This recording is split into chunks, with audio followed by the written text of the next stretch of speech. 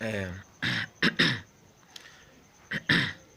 mu bisanzwe uno mwaka wa 2024 uje utavyoroshe, uje ari ubukene, uje ari umwaka kwera umuntu yari yiterizemo ibintu bitari bike, ugasanga wapi nta kigenda, ibintu byose vyaraduze ntaco nta kigenda.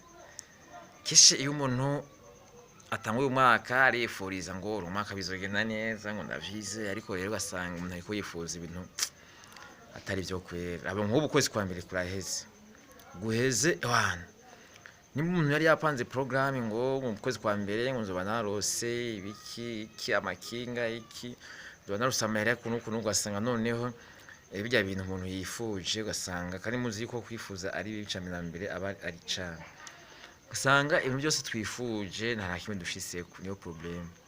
Basi ufuma wifuza ariko icyo wifuje ukagishikako aho ndumva nibwo cyo bica ariko ukaba wagishise ko ikintu ushaka birumvikana. Hama par exemple nk'ubu nimba umuntu yahora akorera nka 20,000 ku munsi, kino gihe usanga umuntu aronka 5,000 ku munsi, 7,000 4,000, imagine kavuga ati none ubuzima aho utera imbere aho dutera inyuma ndakiyesera. Ni hatari kwese, ndabona neza kabisa bya 2024, ndabona n'umwaka uzorinda uhera atakintu umuntu ashiseko nkuko nyine umuntu aba yavyize yavyifuje. Ni hatari kwera.